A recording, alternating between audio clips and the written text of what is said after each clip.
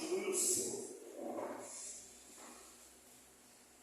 Segundo livro dos Reis, capítulo de número 5. Todos acharam?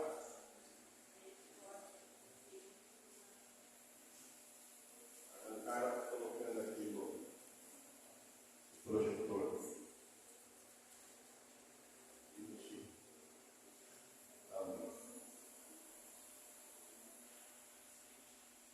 Acharam?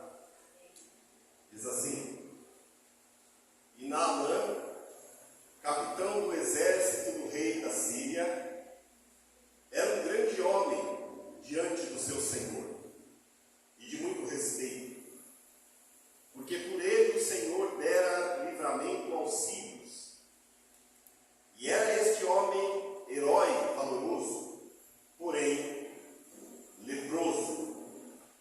E saíram tropas da Síria, da terra de Israel, e levaram presa uma menina que ficou ao serviço da mulher de Naamã. E disse esta a sua senhora: antes o meu senhor estivesse diante do profeta que está em Samaria, ele o restauraria da sua lepra. Versículo 9. Veio, pois, Naamã com os seus cavalos e com o seu carro e parou à porta da casa de Eliseu. Então Eliseu lhe mandou um mensageiro dizendo: vai e lava-te 7 vezes no Jordão, e a tua carne será curada e ficarás purificado. Porém, Naamã muito se indignou e se foi dizendo: eis que eu dizia comigo, certamente ele sairá, pôr-se-á em pé, invocará o nome do Senhor seu Deus, passará a mão sobre o lugar enfermo e restaurará a lepra. Não são porventura Abana e Farpar, rios de Damasco, melhores do que todas as águas de Israel? Não poderia eu me lavar neles e ficar purificado? E voltou-se e se foi com indignação. Então chegaram-se a ele os seus servos e lhe falaram e disseram: meu pai, se o profeta te dissesse alguma coisa grande, porventura tu não o farias? Quanto mais dizendo-te ele: lava-te e ficarás purificado. Então desceu e mergulhou no Jordão 7 vezes, conforme a palavra do homem de Deus. E a sua carne tornou-se como a carne de um menino e ficou purificado. Amém?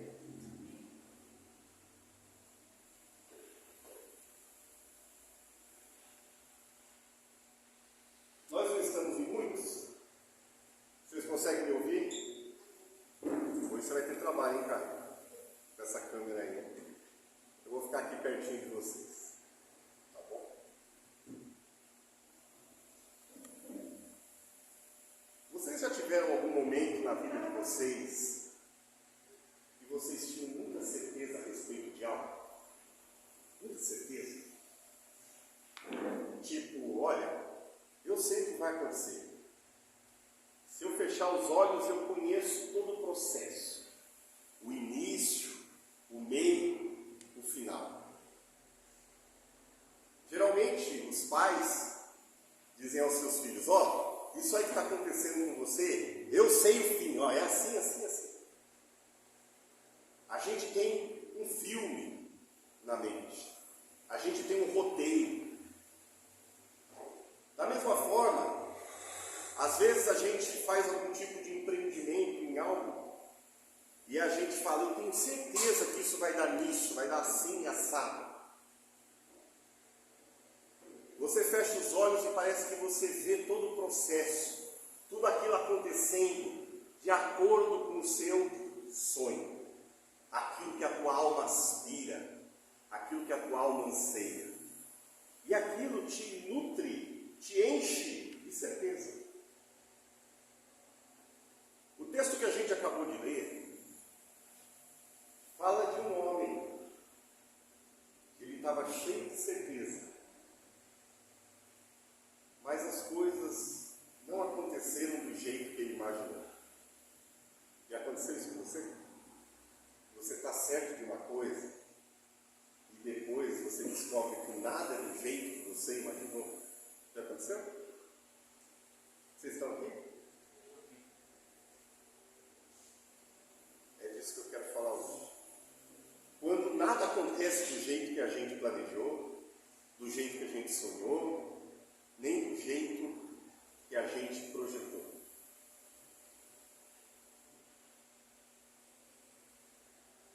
A história que a gente leu fala de um homem, Naamã, um homem valoroso, um homem de honra, um homem de bom nome, de boa reputação, famoso. Ele era o capitão do exército do rei da Síria. Era um homem que tinha muito poder, tinha muita influência, ele tinha acesso direto ao rei, era um homem de muitas posses, de muitos amigos, porque a riqueza traz muitos amigos. Era um homem destacado na sociedade, um homem distinto, porque, como lemos, ele era um herói de guerra, ele era alguém que tinha vencido muitas batalhas comandando o exército da Síria. Enfim, era um homem de muitos predicados, de muitas virtudes. Ele só tinha um problema. Ele estava leproso.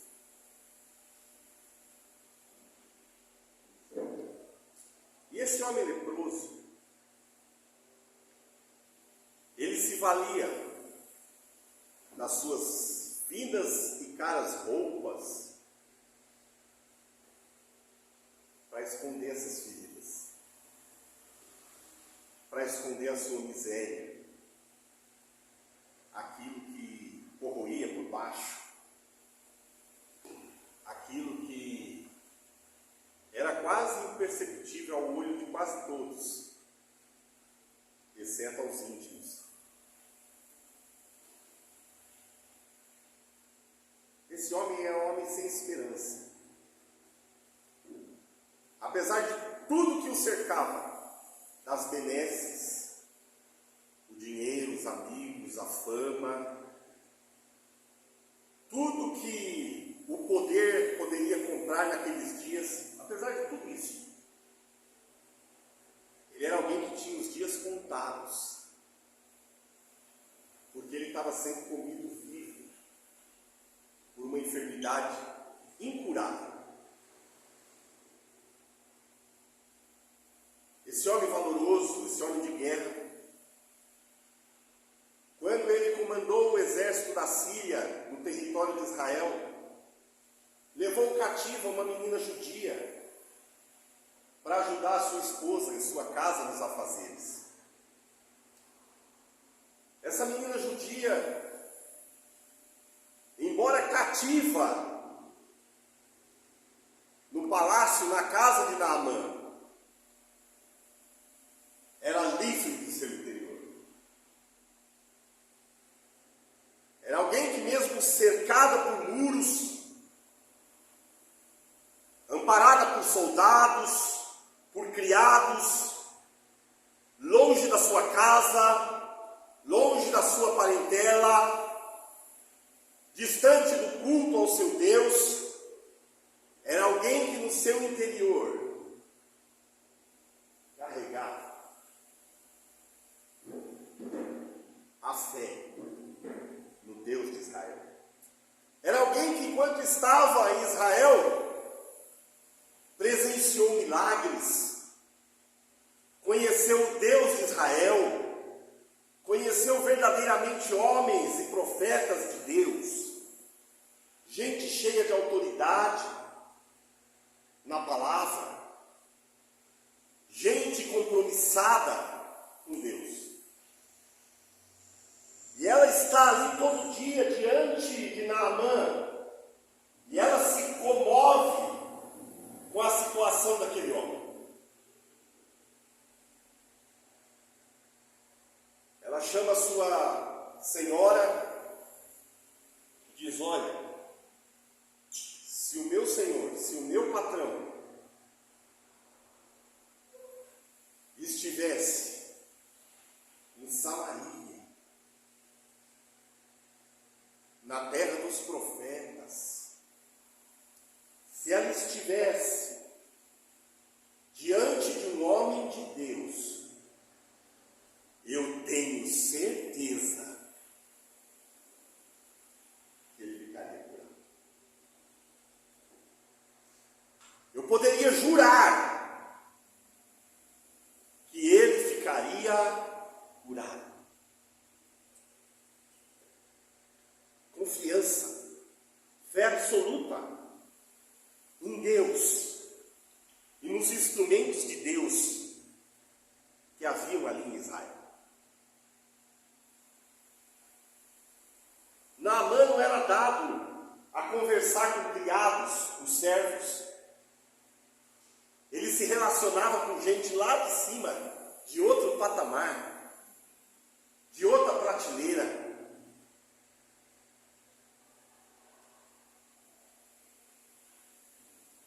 Esse poder, essa riqueza que envolvia, que estava cercando a Naamã, que era comum ao rei e todos ali do palácio, fazia com que eles fossem soberbos, altivos, orgulhosos. Eles não se misturavam. Eles tinham as demais pessoas como pessoas de classe inferior. Eles se consideravam de outra casta, uma casta mais alta. Eles não se misturavam. Mas você vê o que é a desesperança. Quando não há mais esperança, quando o desespero toma conta, todas essas coisas começam a ruir também. E então, sua esposa fala: olha, a nossa criada disse que para você tem jeito. Ela tem certeza. E é aquele negócio, perdido mesmo. Vou crer no que essa menina está dizendo. Sabe quando você não tem mais no que se agarrar? Ele não tinha mais no que se agarrar, gente. A lepra naqueles dias era algo incurável. Era uma sentença de morte. Quando alguém diz: olha, tem alguém que cura isso aí, ele se agarrou àquilo com unhas e dentes. Era a sua última tábua de salvação. A questão é que o tratamento, a cura, estava no território. Ele estava em Damasco, na Síria, e ele teria que ir até o território de Israel. E ele era um homem importante, ele tinha que prestar conta ao rei. Ele se enche de coragem. Ele foi até o rei e disse: olha, rei, eu ouvi dizer que em Israel existe cura para a minha lepra. Eu ouvi dizer que em Samaria existe esperança para a minha situação. Mais do que imediatamente, o rei da Síria faz uma carta, entrega para Naamã para Naamã e fala: olha, você vai com essa carta até o rei de Israel. Veja, a menina não falou para ele ir até o rei de Israel. Falou que o profeta, o homem de Deus, estava em Samaria. Mas aquela casta de reis, eles não falam com ninguém, a não ser com reis, com gente da mesma estirpe, da mesma classe. Eles não se dobram facilmente. E ele escreve uma carta ao rei de Israel.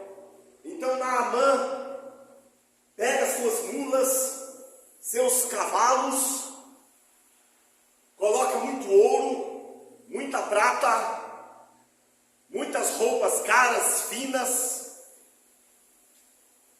e vai com muita mercadoria. É quase um mercado sírio ambulante das ruas de Damasco em direção a Israel. Na sua cabeça, no seu coração, ele pensou: com tudo isso aqui, eu posso pagar pela minha cura. Eu posso pagar pelo meu milagre. Eu tenho certeza que eu pagando, e esse homem com todo esse poder, essa influência espiritual, eu vou ser curado. E ele chega com tudo aquilo e entrega a carta para o rei de Israel. O rei de Israel pega aquela carta e fica desesperado. Eu pulei esses versículos para não ficar muito comprida a leitura. Mas o rei pega aquela carta e fala: eu sou Deus agora para dar a vida, para tirar a vida, para curar. Eu acho que o rei da Síria está me fazendo uma pegadinha, é uma cilada para entrar em guerra comigo de novo.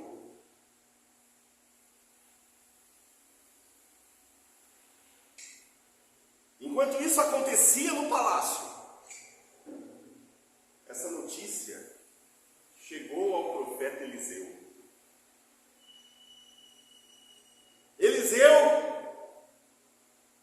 então, manda um mensageiro ao palácio e fala assim: diga para Naamã me procurar aqui em Samaria.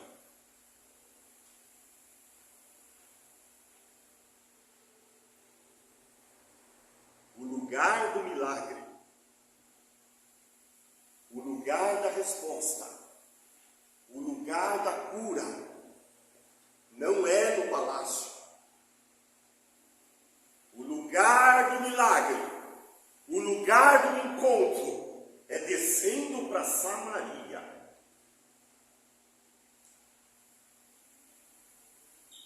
Naamã junta toda aquela tralha, os seus servos, as mulas, os cavalos, e então ele desce para Samaria. O problema é que agora ele se encheu mais de certeza ainda, mais de fé ainda, porque o tal homem de Deus que a menina falou, que tanto ele ouviu, ele mesmo o convidou. E então, nessa longa viagem até Samaria, ele começou a criar um roteiro de cinema. Como seria a cura? Como seria a restauração? Ele fechou os olhos e ele teve tempo nessa viagem. A viagem era longa, cavalos, mulas, era devagar, muito peso, muitos servos. Ele tinha certeza que a cura dele aconteceria de acordo com a liturgia que ele imaginou e concebeu em sua mente. Ele imaginou que ele ia chegar nas portas do profeta Eliseu. O profeta Eliseu o ia receber com pompa, honrarias, muitos elogios, muitos afagos. Afinal, ele era um nobre. Afinal, ele era um alto comissário do rei da Síria.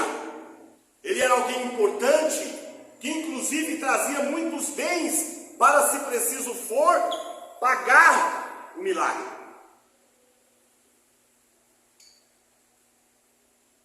Ele tinha certeza que ia ser curado. E ele imaginou o jeito que ia ser curado. Isso acontece com a gente. Isso acontece com a gente todo dia. A gente recebe uma palavra de Deus. A gente confia em Deus. A gente sabe que Deus vai fazer. E a gente imagina como Deus vai fazer. E a gente quer que Deus faça do jeito que a gente sonhou, do jeito que a gente imaginou. Às vezes a gente sonha até com a pessoa que Deus vai usar. A gente fala, vai ser fulano. Olha, Deus vai me abençoar dessa forma.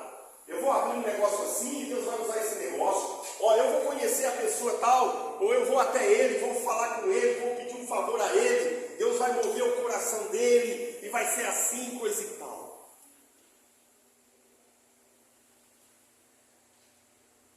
O nosso problema, queridos, é que a gente às vezes chega no lugar da bênção, no tempo da bênção, estamos diante do milagre, na geografia da cura, no território do milagre, mas a gente tem um problema. A gente não concorda com a liturgia, a gente não concorda com o método que Deus vai fazer. Vocês estão me acompanhando? Aquele homem, ele foi lá com uma certeza que ia ser curado. E ele tinha uma certeza como que ia ser esse processo, como ele ia ser recebido, como ele ia ser acolhido. Então ele fala, olha, eu imagino que ele vai me receber. E então ele vai ficar de pé, ele vai invocar o nome do Deus dele, ele vai colocar a mão na ferida, e então eu vou ficar curado. Ele fechava os olhos e ele via o roteiro, como ia ser a cura.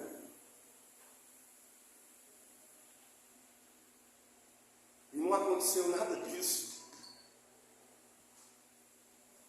Você que está aqui hoje, eu queria que você focasse numa coisa, que não importa como vai ser, você tem que focar e crer que Deus vai fazer, não importa como. Eu não sei como Deus vai fazer, mas eu sei que Ele vai fazer. O problema é que nós queremos dizer para Deus, Deus, faça de acordo com que, de um jeito que seja conforme o sonho que emergiu do meu coração, que emergiu da minha mente. Eu quero que tenha um roteiro de filme bonito.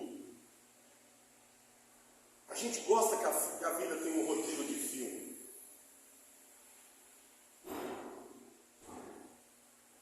O problema é que Deus não está muito preocupado com o que você quer. Deus está preocupado com o que você de verdade precisa. O método, o processo pelo qual a gente não quer se submeter, ele não é um acaso. Ele tem um propósito. Deus tem um propósito desde o processo. Naamã é alguém orgulhoso, gente. Ele é alguém altivo. Ele é alguém que sempre botou fé no seu taco, sempre confiou nos seus recursos, na sua posição, na sua influência, no seu status. E ele bate agora a porta do processo, do profeta, imaginando que seria recebido com pompa e circunstância. Afinal, até chegar ali, ele passou e se assentou com 2 reis.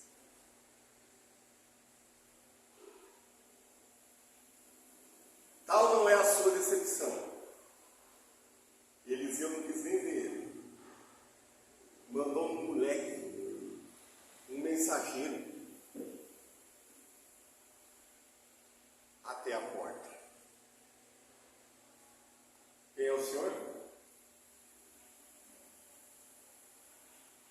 Abraão ficou indignado. Quem esse moleque pensa que é? Ele não deve saber quem eu sou. Ele não deve saber com quem me assento, com quem me relaciono, o que tenho, o que eu posso fazer. Eu imagino que ele olhou o menino de cima para baixo.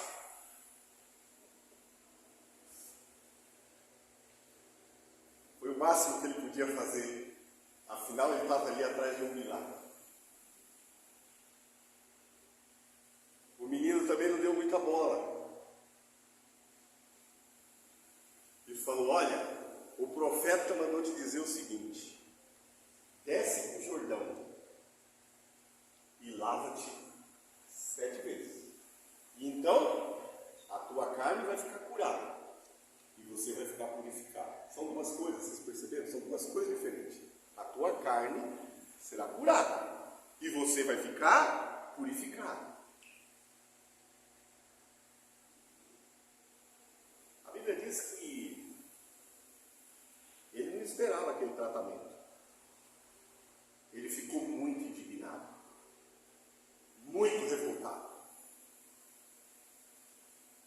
A palavra indignado no original, ele perdeu o equilíbrio emocional. Ele teve um piti. Sabe o que ele fez? Diz que ele se virou, falou: quer saber? Eu vou embora. E está voltando para trás.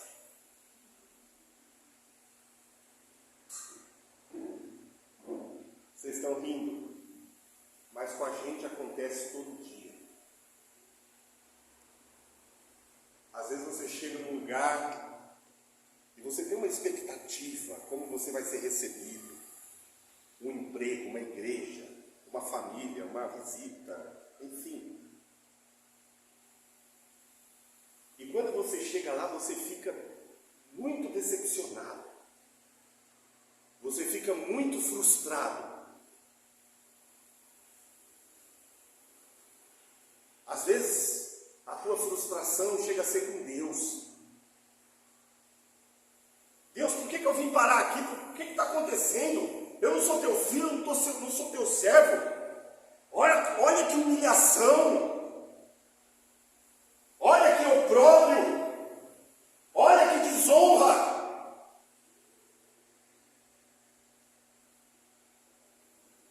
Queridos, toda vez que Deus nos leva ao lugar do milagre, no tempo de algo novo da parte dele,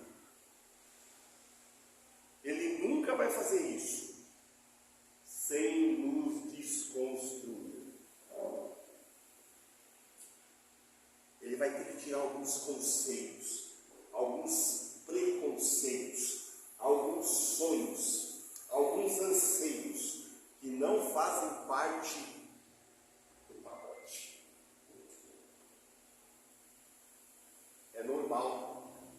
Ao longo da jornada, a gente ia acumulando ideias de como as coisas vão acontecer. E na verdade as ideias, os sonhos, não são de tudo ruim. Porque na verdade foi esse sonho que era um equívoco da parte de Naamã que o moveu a sair da Síria e ir até a casa do profeta. Vocês acham se na Síria ele soubesse que o profeta não ia nem dar as caras na porta, ele tinha saído da Síria? Não. Muitas vezes Deus nos permite sonhar sonhos nossos ao longo do caminho.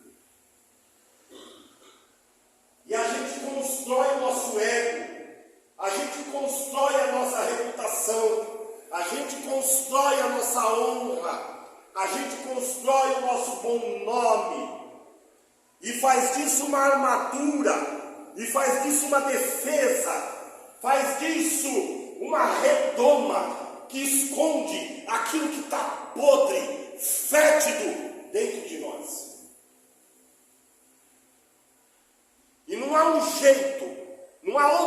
maneira de Deus nos tocar, de Deus nos curar, de Deus nos transformar, dele nos restaurar, a não ser tirar tudo isso de nós. Tudo aquilo que serviu como proteção ao longo do caminho, ao longo da estrada, esses pensamentos, esses sonhos. Quando nós estamos diante daquele que pode curar, todas essas coisas têm que cair. Não há como.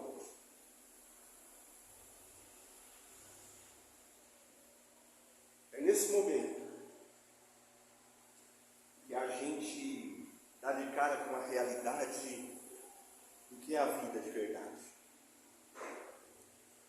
As coisas que nos cercam, os nossos bens, quando as circunstâncias são favoráveis, queridos, elas mascaram os nossos problemas. Elas nos dão uma falsa sensação de segurança. Elas nos dão uma falsa sensação de poder. A gente parece que é invencível, que é imortal, que a vida não vai passar, que nós vamos ficar para sempre, que nós podemos tudo. Naamã chegou dessa forma na porta de Eliseu. Ele achava inclusive que ele podia comprar a sua cura. Às vezes a gente acha que pode comprar uma transformação, um milagre, porque a gente traz oferta, porque a gente canta, porque a gente prega, porque a gente é bonzinho, porque a gente é bom caráter, porque a gente tem bom nome, porque a gente nunca pagou uma conta de luz atrasada. A gente se acha o máximo. E a gente vai diante de Deus uma lista de virtudes que nos protege, nos esconde. E na verdade toda essa lista, todas essas virtudes que nós queremos demonstrar, queremos manifestar, na verdade elas expressam uma idolatria, egolatria. É o culto à personalidade, quem eu sou.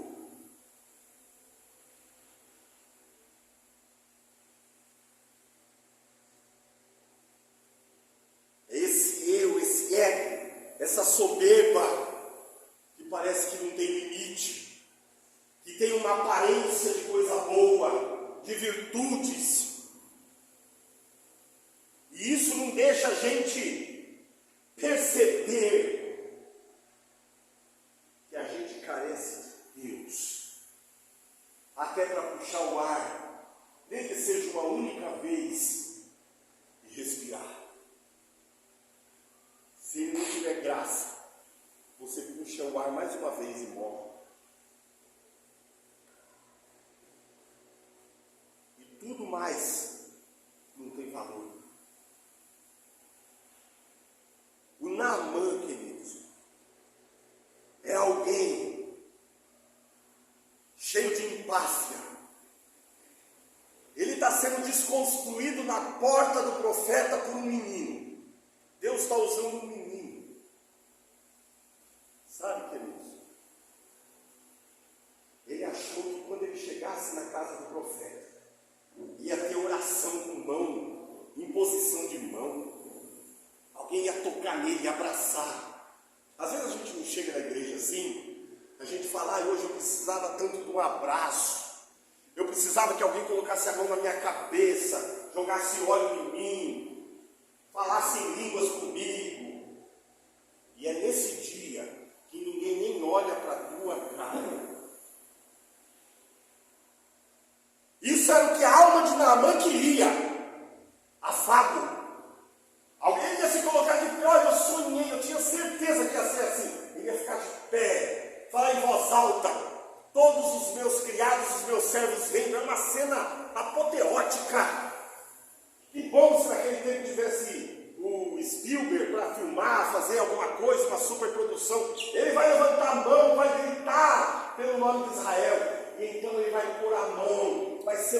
uma coisa linda. A liturgia vai ter uma plástica, uma estética maravilhosa. Quem sabe, se a Laís estivesse lá para pegar o melhor ângulo, para filmar, para fotografar. Ele imaginou assim que Deus ia fazer. E tudo que ele recebeu, olha Deus tratando. Desprezo, desdém. Ele se indignou mesmo. O eu gritou, a vaidade gritou dentro dele, o orgulho. Ele virou, foi embora. Vou ficar aqui nada. Vou ficar nessa igreja, não. Às vezes o cara está no lugar do milagre. Lá prega pouco. O pastor não chama para pregar. Eu quero cantar. Não vou ficar nessa empresa, não. Colocar eu na última mesa, lá no quartinho escuro. Queridos, cuidado, para que você não esteja no lugar do teu milagre, e você abra a mão dele, porque você não concorda com o método, com a liturgia de Deus. Vocês creem que vocês são de Deus mesmo? A gente tem aqueles jargões, a gente pega o versículo e faz com jargão. Todas as coisas cooperam para o bem. Todas é todas, queridos. Aquelas que a gente acha boa, aquelas que a gente não acha boa. E ele está voltando para trás, ele está indignado, ele está voltando. A graça de Deus é tão abundante, queridos, que então um dos seus servos chama ele para sensatez, para sensibilidade, para discernimento espiritual. Falou assim, olha meu Senhor, foi assim, tamanha devoção, tamanho respeito do servo para com Naamã, que ele falou, meu pai, pensa comigo, olha o tanto que você andou, o tanto de pó que nós comemos, o tanto que essas mulas sofreram trazendo ouro, prata e roupa, tudo isso que você trouxe, olha o tempo da jornada, nós chegamos até aqui, e por causa de um capricho da tua alma, você está voltando para trás. Se o profeta te pedisse uma coisa impossível, você não faria. Agora ele está te pedindo para te lavar no Jordão. Ele não queria, queridos. Ele falou, no Jordão? Esse menino está de brincadeira, mandou eu me lavar no Jordão?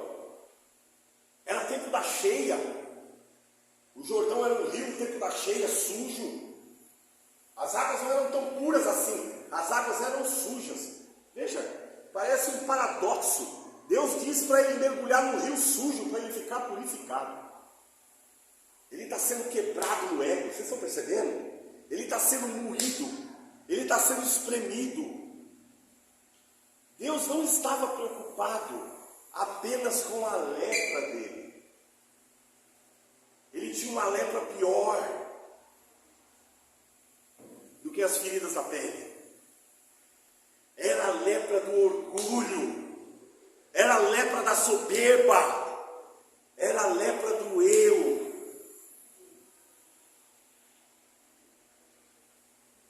Eu vou me banhar nesse rio sujo. Não seria mais fácil me mandar me banhar lá nos rios lá da Síria, lá em Damasco, lá na minha terrinha? Tem 2 rios ótimos lá, Abana e Farpar. Eu preciso vir aqui no Jordão, nesse rio que nem se compara a qualidade dessa água com as águas de lá, para ficar purificado. E o que é pior, ele me mandou mergulhar nesse rio sujo 7 vezes. Parece que o profeta está afrontando ele, parece. Tem hora que parece que Deus está brincando com a gente não sente isso, e a gente fica revoltado com Deus, e a gente fica de malzinho, relações cortadas com Deus.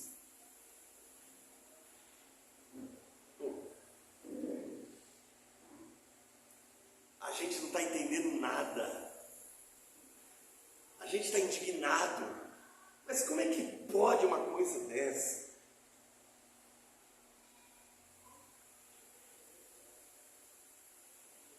O servo falou, vai, não custa nada.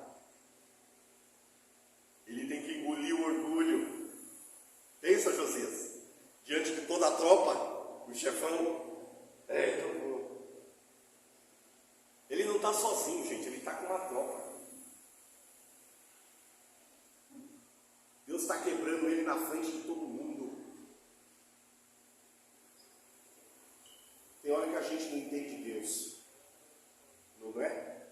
Tem hora que a gente parece que vai ser humilhado de uma tal forma, desconstruído de uma tal forma. Parece que tem hora que Deus coloca a gente pelado ao meio-dia na Praça da Sé. E expõe tudo. E a gente acha que não vai sobreviver, que a gente não tem cara para suportar isso. A coisa mais difícil de servir a Deus, queridos, não é crer no que Deus pode fazer, é suportar o processo de Deus quando Ele está fazendo. A gente não quer suportar. O processo de Deus sempre vai moer a nossa alma. Vai tirar aquilo, vai limpar, a gente vai ser purificado como ouro, vai ser refinado dessa forma. E então, o profeta não recebeu, não levantou a mão, não abraçou, não tocou, mandou um garoto de recado, não quis a joia dele, não quis a prata dele, não quis as vestimentas, as roupas caras dele. Ele não recebeu nada do profeta até então. Nada do que ele vinha buscar ali ele recebeu. Ele só recebeu uma coisa. E isso é o que eu queria que você recebesse como mensagem para hoje. Não importa se você não está entendendo, se você está sendo humilhado, se você não tem mais cara para aguentar isso. Em algum momento, quando Deus está te quebrando, Ele vai te dar uma direção. E é isso. Uma direção. No meio da tua confusão, no meio da tua decepção, da tua frustração, o menino, o mensageiro do profeta, a manda do profeta saiu na porta e deu para ele só uma direção. Vai e desce até o Jordão. Vai. Não mandou ele voltar, mandou ele ir. Veja, ele está lutando tanto, ele não quer descer mais, ser mais humilhado do que já está sendo. Ele vai descer para o Jordão. Queridos, quando Deus nos manda para o Jordão, para uma água suja, para um lugar que a nossa alma não deseja, lá não é um destino. A nossa alma sempre sugestiona que Deus está nos mandando para aquele lugar inóspito, e ali é um destino, ali é uma cova, ali você vai passar o resto dos seus dias, ali você vai morrer. Não é um destino, é um palco, é um cenário, aonde aí sim Deus vai se manifestar de maneira apoteótica. Nunca é no lugar que a gente sonha, nunca não é no lugar que a gente pensa, é em um lugar muito pior, numa condição muito pior, mas é nesse lugar de total miséria, de total desconforto da alma, que nós somos vivificados, purificados, transformados, restaurados. É nesse lugar, é nessa geografia. E então, queridos, ele chegou no Jordão e ele mergulhou a primeira vez. Mergulhou a primeira vez, saiu, olhou, estava tudo igual.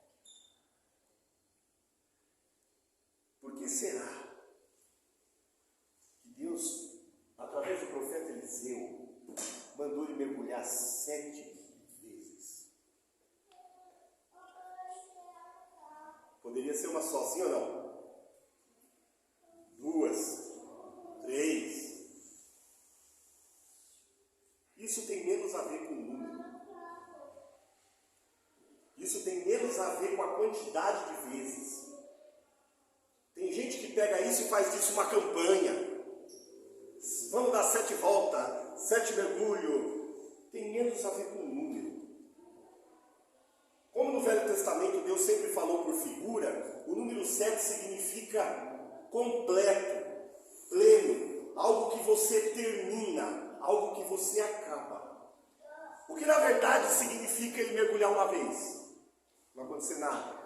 2 vezes. Até chegar à 7ª vez. Na verdade, o que o texto está querendo nos dizer é que a gente tem que se submeter ao processo de Deus até ele acabar. Até o fim. Não podia na 3ª mergulho, na 4ª, na 5ª, até no 6º mergulho desistir e voltar para trás. É verdade? O que esse texto está nos dizendo, essa história está nos dizendo, que a gente precisa suportar o processo de Deus até o final. Mesmo que a gente não viva exatamente daquilo que a gente sonhou, da mesma forma que a gente sonhou. A vontade de Deus, quando ela prevalece, ela é perfeita. Naamã mergulhou 1, 2, 3, 4, 5, 6, 7 vezes. E quando ele saiu, ele estava limpo da pele, curado na pele e curado da sua soberba. Deus tinha feito uma coisa completa. E sabe o que é mais maravilhoso? Ele saiu dali num outro Naamã. Porque o texto diz que ele chega na Síria e diz que há Deus em Israel. Aleluia. Rei, há Deus em Israel. Há homens de Deus em Israel. E eles não se vendem.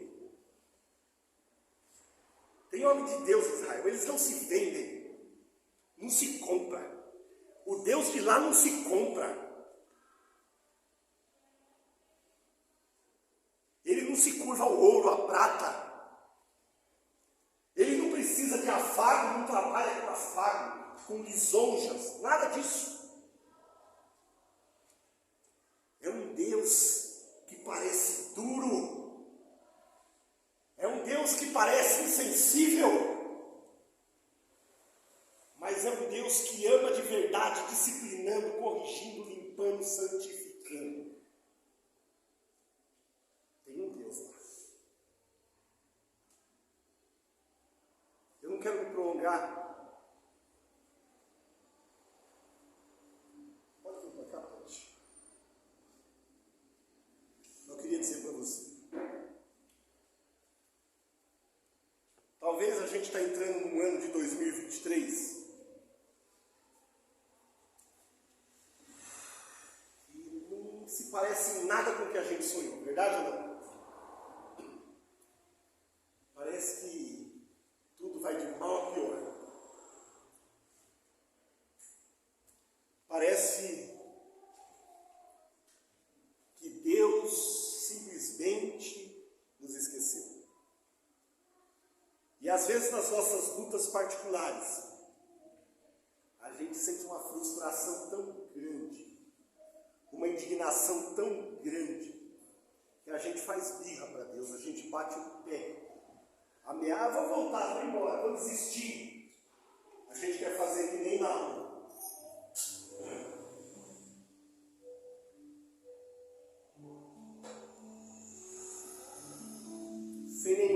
atenção. Talvez você está aqui hoje e eu estou aqui como o moleque do profeta, como alguém que não tem nenhuma importância, assim como a menina judia não tem nome, não sabemos quem é, mas é alguém que diz as palavras do Senhor.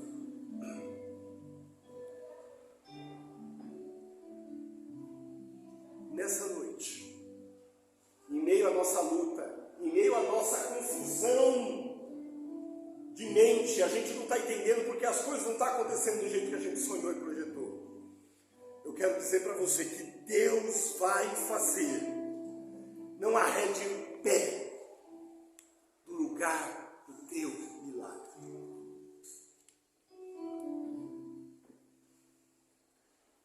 Não abra mão. Mesmo que pareça tão difícil a didática de Deus, de nos ensinar, de nos disciplinar, de nos curar. Se submeta a esse Deus que pode matar, que pode dar vida. Esse Deus que pode levantar o homem do monturo. Eu não sei como Deus vai fazer. Eu sei que vai ser lindo, Ele vai fazer, vai ser lindo, vai ser maravilhoso, vai ser completo, vai ser perfeito.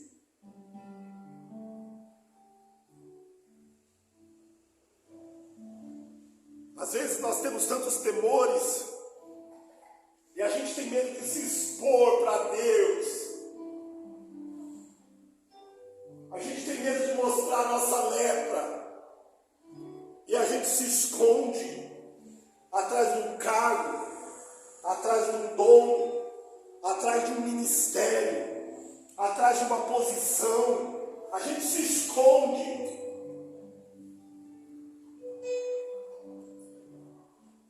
Queridos, às vezes a gente está se escondendo com aquilo que a gente tem, com a nossa bagagem. Mas tem uma coisa que não tem como esconder. A lepra, quando avança muito o estágio, ela fede.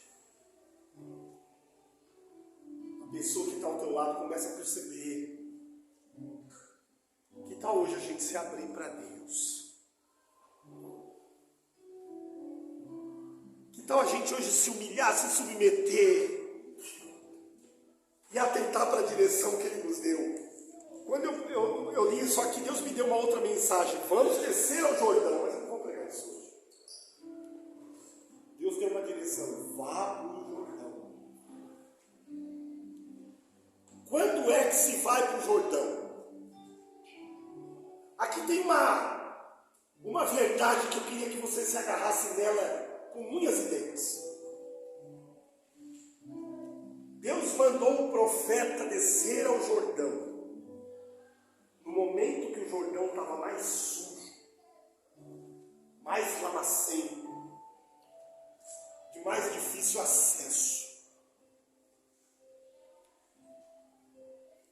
Quando Deus nos dá uma direção em meio ao caos, em meio ao tempo mais difícil, mais escuro, mais improvável, mais inóspito, esse é um grande indício que Deus nos espera lá. Naamã andou tanto, por tantos palácios, mas Deus o esperava junto aos juncos do Rio Jordão. Sabe quando você vai adentrando no rio, vai afundando o pé, aquele lodo, ainda tem pouca água.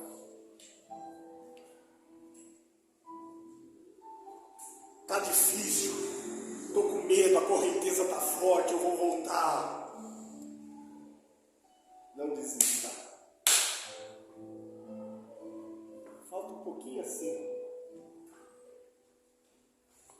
Deus quer ser glorificado na tua vida. E quando acontecer, você imagina Naamã chegando na Síria de volta lá em Damasco, sem precisar ficar escondendo debaixo daquele monte de pano. O calor lá é brabo, gente. Chegando, limpo, Deus sendo glorificado através da vida de Naaman.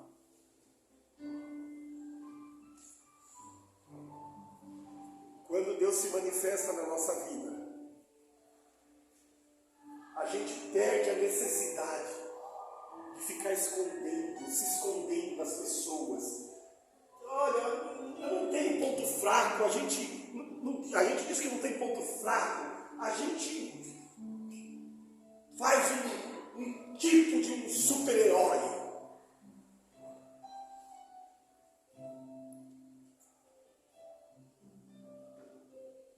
E hoje, que tal a gente mergulhar?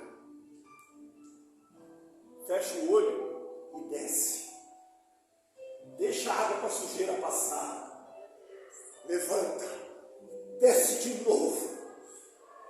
Não vou desistir, eu vou até o fim. A sujeira, os galhos, a terra, o lodo vai passar. Levanto de novo. Eu respiro. Eu vou até o fim do processo. Eu não vou morrer em meio ao processo. Deus está comigo. Aqui é o território. Aqui é o lugar do meu milagre. Você crê? Você crê mesmo? Nem que não seja do jeito que você pensou. Vocês estão a fim de ir até o fim? Estão mesmo? Oxalá. O Espírito Santo que ministrou essa palavra no meu coração, fale ao teu coração. Deus me deu essa palavra essa semana, num momento de muita frustração, num momento de muita decepção. Eu estava à tarde no meu trabalho muito mal, pensando coisas, meio que brigando com Deus.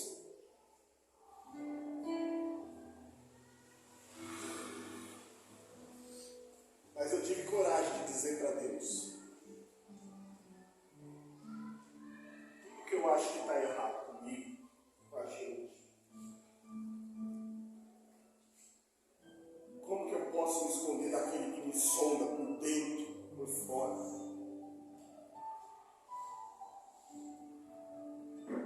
Talvez Deus está te quebrando. Quem sabe Deus está te moendo. Mas você vai sair deste tempo um novo Naaman.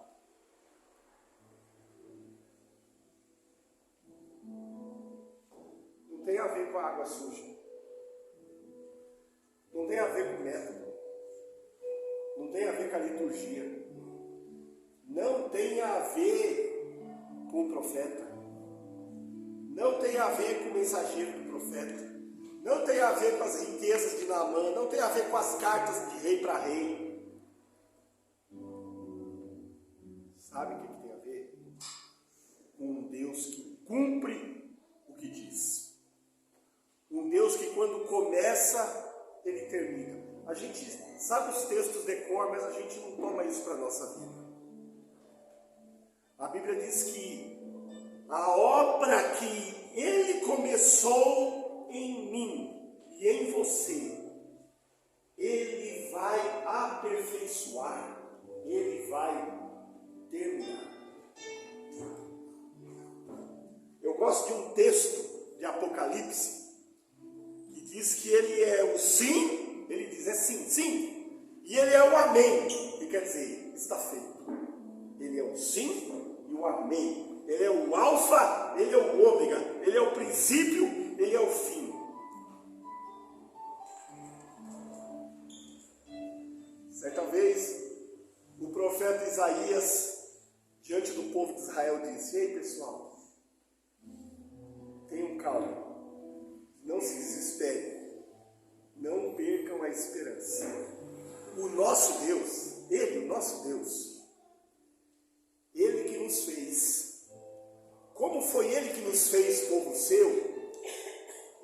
nos levar, Ele vai nos carregar, Ele vai nos sustentar até a nossa velhice.